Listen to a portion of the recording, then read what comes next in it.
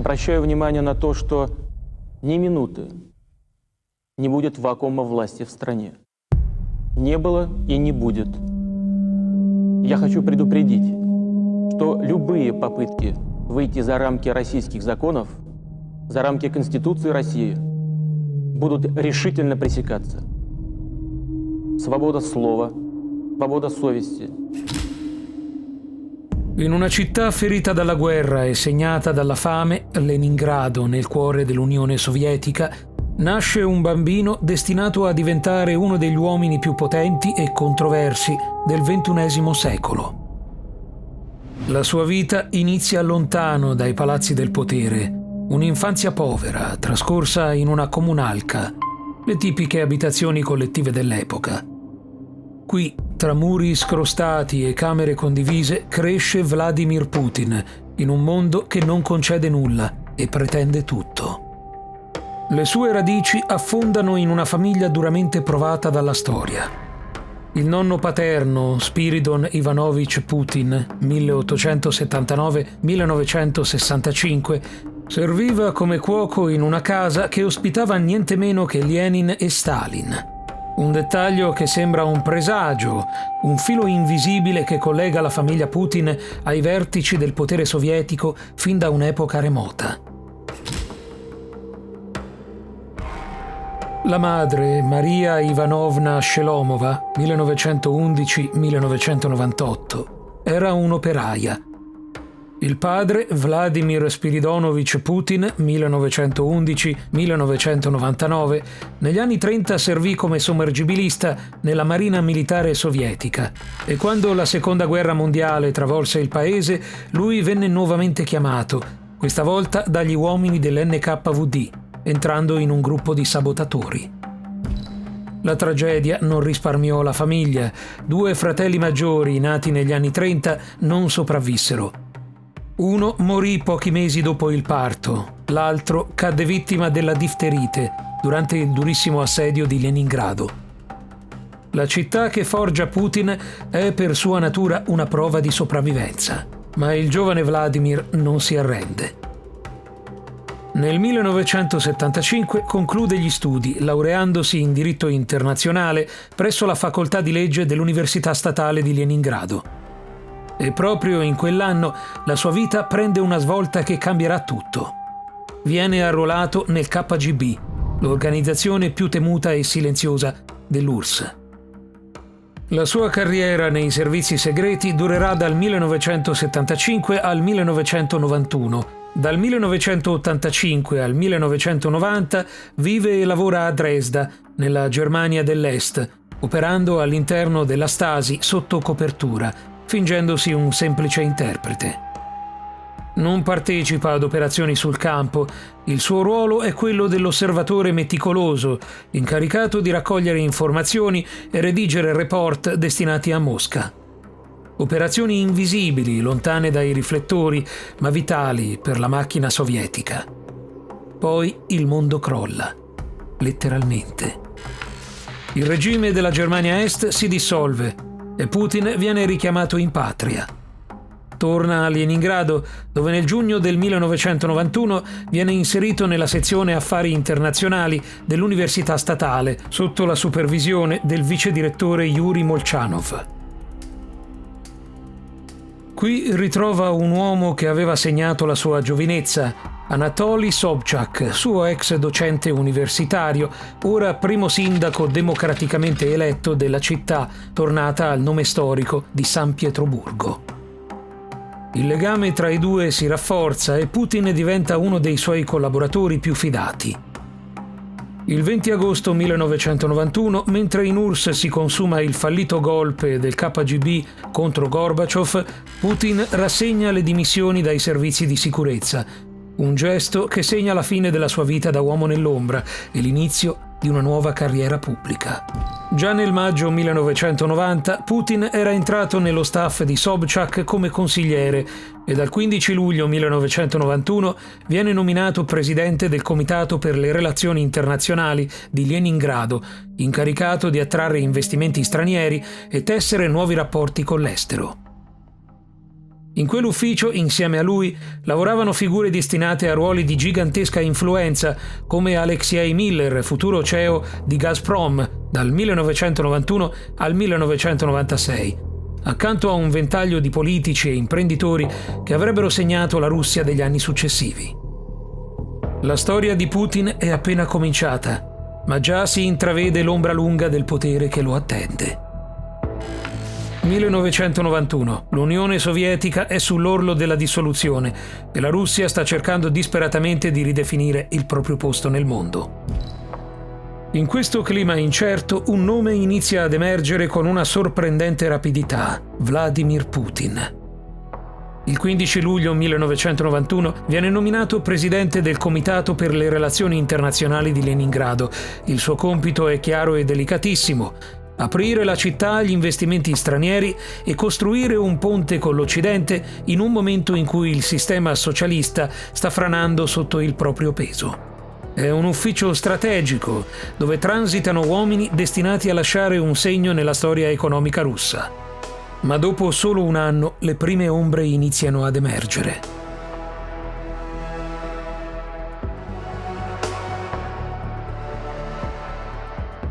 Una commissione del Consiglio legislativo di San Pietroburgo analizza l'operato del comitato guidato da Putin. Il verdetto è duro. Secondo la relazione ufficiale, i prezzi praticati agli imprenditori stranieri erano eccessivamente bassi e sarebbero state concesse licenze per esportare metalli non ferrosi dal valore di 93 milioni di dollari in cambio di aiuti alimentari mai arrivati in città. Lo scandalo sembra enorme, eppure non accade nulla. La proposta di rimuoverlo dall'incarico viene ignorata. Putin rimane al suo posto fino al 1996. Nel frattempo, la sua carriera si allarga in direzioni sempre più ambiziose. Dal 1992 al marzo 2000 guida la società tedesca St. Petersburg Immobilien und Beteiligungs AG, SPAG, un'agenzia immobiliare che anni dopo finirà sotto inchiesta in Germania per sospette attività di riciclaggio di denaro. Il suo profilo politico continua però a crescere. Nel 1994 diventa deputato nelle elezioni supplementari di San Pietroburgo e tra il 1995 e il giugno 1997 guida la delegazione pro-governo del partito Nostra Casa Russia, mentre contemporaneamente dirige il gruppo editoriale del Sankt Petersburgskie Vedomosti, un giornale influente della JSC. È ormai chiaro che Putin si sta preparando a qualcosa di più grande. Il destino accelera nel 1996. Il suo alleato e mentore Anatoly Sobchak perde le elezioni della città contro Vladimir Yakovlev. Per Putin è un colpo durissimo, ma anche una svolta. Viene chiamato a Mosca, nel cuore del potere russo.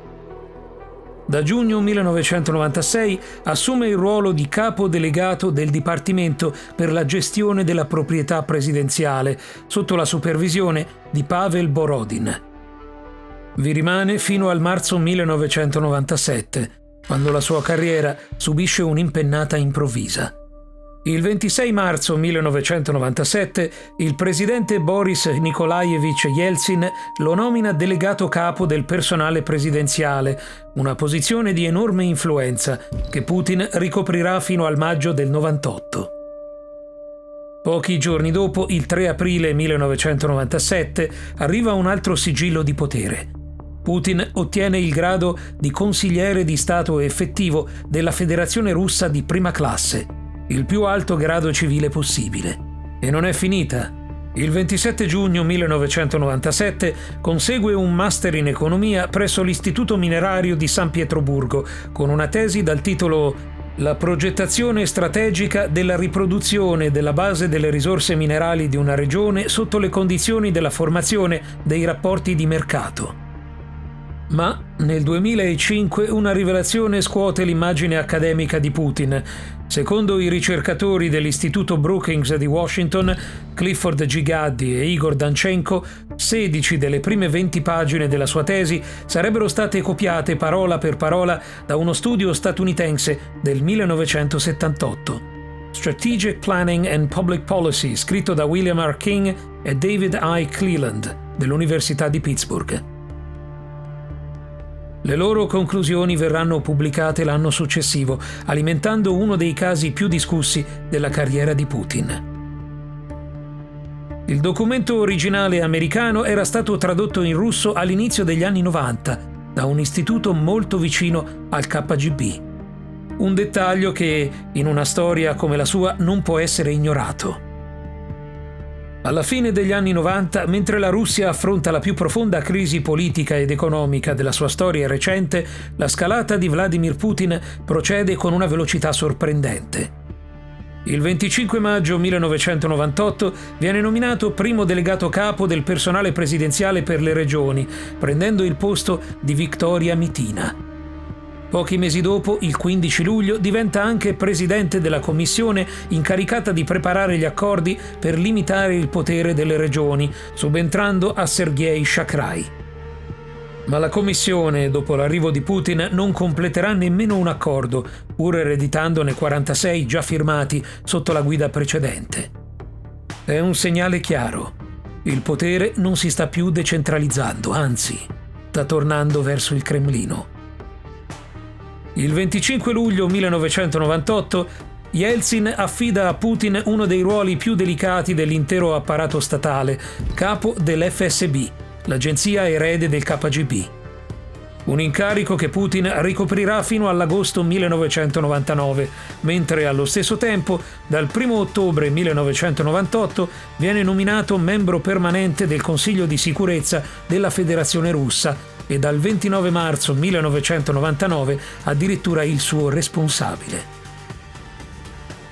È l'ultima fase della sua metamorfosi politica, da uomo dei servizi a figura centrale dello Stato. Poi arriva il 1999, un anno destinato a cambiare la storia della Russia moderna.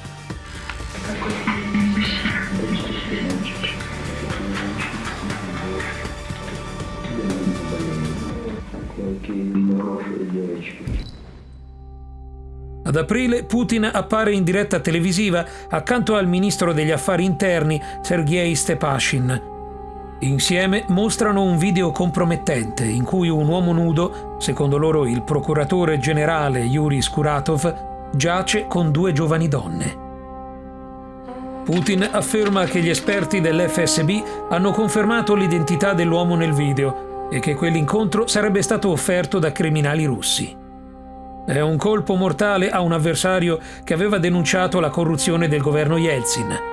A Mosca il messaggio è chiarissimo. Putin non teme lo scontro. Il 9 agosto 1999 tutto cambia. Yeltsin lo nomina primo deputato e, poche ore dopo il crollo del governo Stepashin, lo designa come primo ministro della Federazione Russa. Yeltsin dichiara apertamente di volerlo come proprio successore. Putin accetta la sfida e annuncia l'intenzione di correre per la presidenza. Il 16 agosto la Duma ratifica la sua nomina. 233 voti a favore, 84 contrari, 17 astenuti. È il quinto primo ministro in meno di 18 mesi, ma questa volta qualcosa è diverso.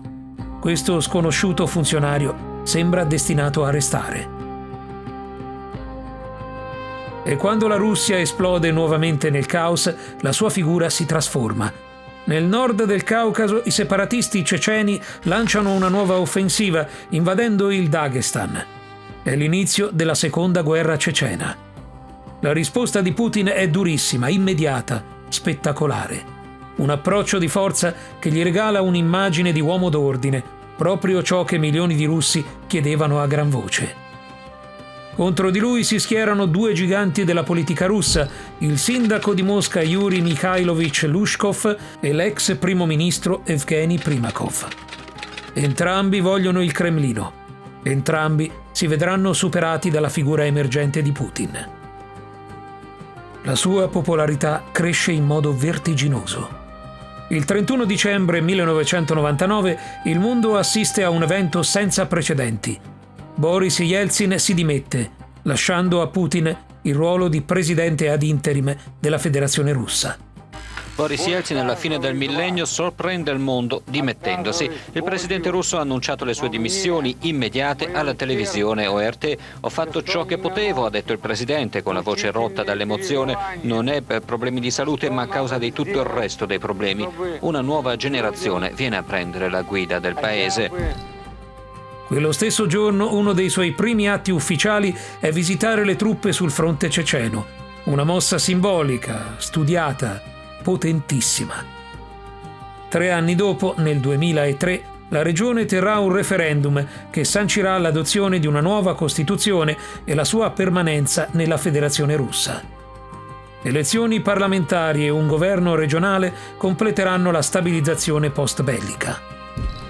Intanto, pur non essendo iscritto ad alcun partito, Putin sostiene il movimento Unità, che alle elezioni per la Duma del dicembre 1999 raggiunge il 23,32% dei consensi, diventando il secondo partito del paese.